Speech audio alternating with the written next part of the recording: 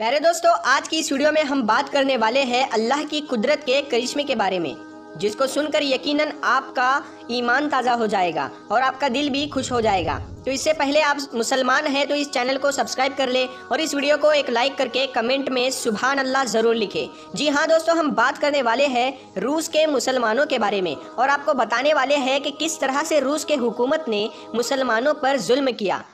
इस तरह से रूस ने मुसलमानों को मिटाना चाहा, मगर अल्लाह की कुदरत से ऐसा क्या हुआ जिससे जितना जुल्म रूस की हुकूमत ने मुसलमानों पर किया, उतने ही ज़्यादा रूस में मुसलमानों की तादाद बढ़ती गई। तो दोस्तों, अगर आपको भी अल्लाह पर पूरा भरोसा है तो आप इस वीडियो को आखिर तक ज़रूर देखें। दोस्तों, बात है 1971 की।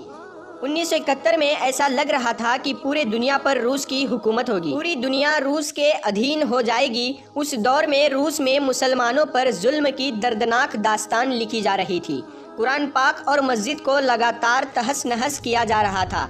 खुदा का नाम लेना भी जुर्म साबित करार दिया जा रहा था। मदरसे बंद कर दिए गए थे, पहले से बनी हुई मस्जिदों को तबाह कर दिया गया था या फिर उनको डांस बार या दफ्तर की शक्ल दी गई थी। दोस्तों, 1970 से पहले रूस में 15,000 मस्जिदें थी, मगर उस दौर में वहाँ की हुकूमत इस्लाम और इस्लाम के मानने वाले को लगातार ख़त्म करने में लगी हुई थी। इस वजह से सोवियत यूनियन के दौर में सिर्फ 94 मस्जिदें ही बाकी रह गई, यानी कि बाकी मस्जिदों को या तो शहीद किया गया या फिर मस्जिदों को डांस बार बना दिया गया था या फिर मस्जिदों पर ताला लगाया गया था। दोस्तों, उस वक्त रूस में अजान की आवाज़ देना मानो की मौत को आवाज़ देना जैसा था। जैसा कि जिस घर में कुरान पाक की एक आयत का टुकड़ा भी मिल जाता था तो उस घर के तमाम लोगों का कत्ले आम किया जाता था, उस खानदान के तमाम लोगों को फांसी की सज़ा दे दी जाती थी। दोस्तों, इसी डर की वजह से मुसलमान कुरान पाक को अपने घर में रखने की वजह से कुरान को ही हिफ्ज़ करने और छुप छुप कर कुरान सीखने पर मजबूर हो गए थे। उस दौर में आलिमों का बड़े पैमाने पर कत्ले आम किया गया, औरतों की इज्जतें लूटी गई, लोगों को ज़बरदस्ती ईसाई बनाया जाने लगा था। असल मुस्लिम पहचान ख़त्म करने और आबादी का परसेंटेज तब्दील करने के लिए उनकी जगह पर रशियन लोगों को दूसरे इलाकों से बुलाकर आबाद किया जाने लगा। हर मुस्लिम को मुस्लिम होते हुए भी जान बचाने के लिए अपनी पहचान छुपानी पड़ती थी। तो क्या अब आप सोच रहे होंगे कि इतने जुल्म के बाद रूस से इस्लाम और इस्लाम के मानने वाले ख़त्म हो गए होंगे? दोस्तों, हम आपको बता दें कि इतना जुल्म सहने के बाद शायद ही दुनिया में कोई दूसरी कौम होगी जो दोबारा खड़ी हो सके। लेकिन कहा जाता है कि इस्लाम वो पौधा है जिसको जितना काटोगे वो उतना ही फूलता फलता जाएगा, वो उतना ही ज़्यादा हरा होगा। और आज इसी बात का गवाह बनी है रूस की बड़ी बड़ी और खूबसूरत मस्जिदें। और दोस्तों, आज रूस में मस्जिदों की खूबसूरती बताती है कि रूस ने भी ये मान लिया है कि इस्लाम को ख़त्म करके नहीं बल्कि इस्लाम को गले लगाकर ही तरक्की को आगे बढ़ाया जा सकता है। दोस्तों, जो रूस कभी इस्लाम को पूरी तरह से ख़त्म करना चाहता था, वहाँ पर अल्लाह की कुदरत और करिश्मे की वजह से रूस की सरजमीन पर तकरीबन 8,000 मस्जिदें आज मौजूद है। दोस्तों, रूस की राजधानी मॉस्को में दुनिया की 4 खूबसूरत मस्जिदें हैं। ईद के मौके पर सिर्फ मॉस्को के मस्जिदों में नमाजियों की तादाद 3,20,000 से ज़्यादा होती है।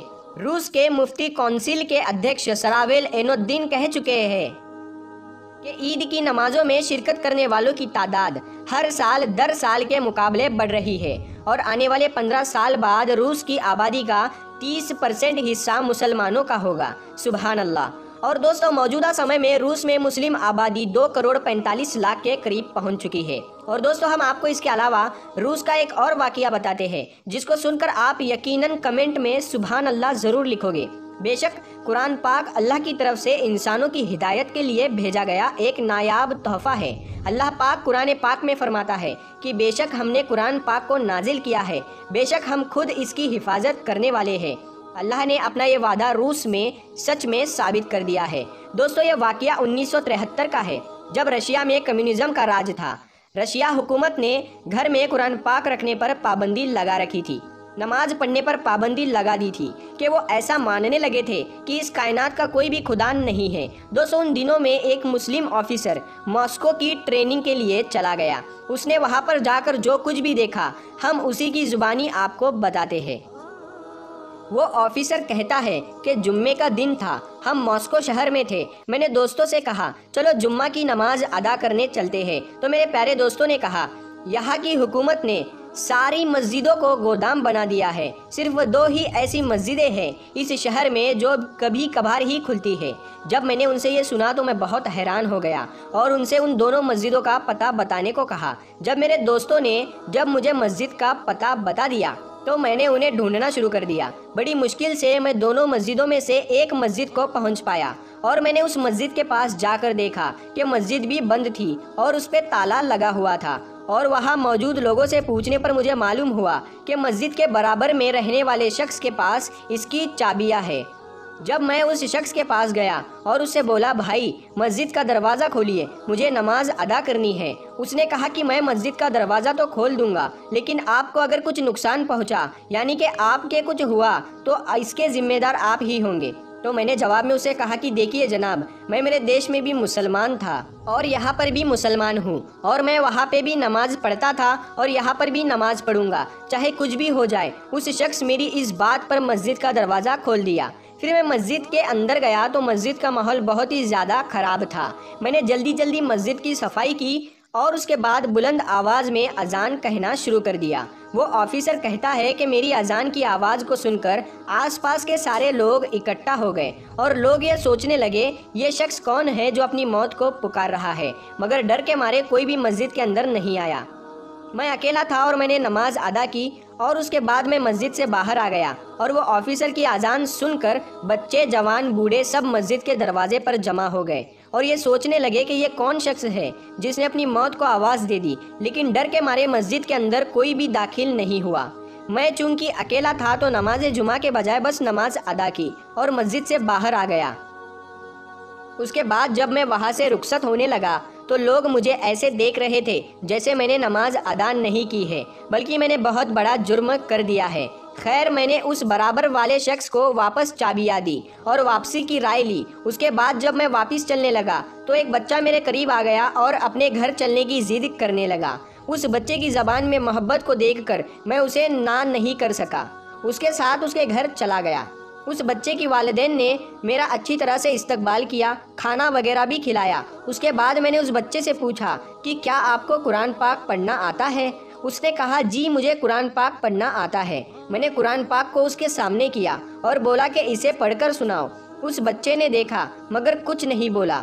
پھر اس نے میری طرف دیکھ کر پھر قرآن کو دیکھا تو میں نے سوچا کہ شاید بچے کو قرآن پڑھنا نہیں آتا ہوگا، تو میں نے اسے قرآن سکھانے کی نیت سے ایک آیت پر اپنی ایک انگلی رکھی اور اس کو بولا کہ ایسے پڑھو، اور میں نے شروع کیا تھا اور وہ بچہ فرفر سے قرآن پاک کو پڑھنے لگا، اور وہ بھی بغیر قرآن پاک کو دیکھے۔ یہ منظر دیکھ کر میں حیران ہو گیا اور اس کے بعد اس کے والد سے یہ معاملہ پوچھا کہ حضرت یہ کیا معاملہ ہے؟ تو انہوں نے مسکرا کر کہا کہ دراصل یہاں پر قرآن پاک کو گھر میں رکھنے پر پابندی ہے، اگر کسی کے گھر قرآن پاک کا ایک آیت کا ٹکڑا بھی مل جائے تو اس کے تمام خاندان کو سخت سے سخت سزا دی جاتی ہے، اسی وجہ سے ہم لوگ قرآن کو اپنے گھر میں نہیں رکھ سکتے ہیں۔ تو پھر میں نے پوچھا کہ آپ کے بچے نے قرآن پڑھنا کیسے سیکھا؟ تو میری اس حیرت پر انہوں نے جواب دیا، یہاں ہمارے آس پاس بہت سے قرآن حافظ ہیں، بس ہم اپنے بچوں کو وہاں پر ان کے پاس بھیج دیتے ہیں اور وہ ان کو قرآن زبانی سکھاتے ہیں، اور پھر ایک وقت ایسا آتا ہے کہ ہمارے بچے بھی قرآن حافظ بن جاتے ہیں۔ انہوں نے کہا جناب ہمارے یہاں کسی کے پاس قرآن نہیں ہے، اسی لیے ہمارے بچے قرآن کو دیکھ کر نہیں پڑھ سکتے ہیں۔ آپ باہر جو بچے دیکھ رہے ہو ان میں بھی زیادہ تر آپ کو قرآن حافظ ملیں گے۔ یہی وجہ ہے کہ جب آپ نے ہمارے بچے کے سامنے قرآن پاک کو رکھا تو اس کو پڑھنا نہیں آیا، لیکن جب آپ نے قرآن کی آیت کو پڑھنا شروع کیا تو پھر ہمارے بچے نے پوری آیت پڑھ کر سنا دی، اور اگر آپ اس کو نہ روکتے تو یہ سارا کا سارا قرآن پاک ہی آپ کو پڑھ کر سنا دیتا۔ دوستو اس کے بعد اس آفیسر نے بتایا کہ میں اس گھر سے باہر نکلا تو باہر مجھے کچھ اور بچے دکھے، میں نے ان سے بھی قرآن سنانے کو کہا تو وہ بھی فرفر پڑھنے لگے۔ تو آفیسر نے اپنے دل ہی دل میں اللہ کا شکر ادا کیا اور سوچنے لگا کہ ظالمو، تم اللہ کی کتاب کو گھر میں رکھنے پر ہی پابندی لگا سکتے ہو، مگر قرآن جو ہمارے سینوں میں محفوظ ہے تم اس پر کبھی بھی پابندی نہیں لگا سکو گے۔ دوستو یہ دیکھ کر مجھے اللہ کا وہ وعدہ یاد آ گیا جس میں اللہ نے ارشاد فرمایا کہ بے شک قرآن کو ہم نے نازل کیا ہے اور بے شک ہم ہی اس کی حفاظت کرنے والے ہیں۔ آپ کو ویڈیو اچھا لگا ہو تو کمنٹ میں اللہ اکبر یا سبحان اللہ لکھ کر اپنے دوستوں میں ضرور شیئر کر دیجئے۔ ملتے ہیں پھر ایک نئی ویڈیو کے ساتھ، تب تک کے لیے السلام علیکم۔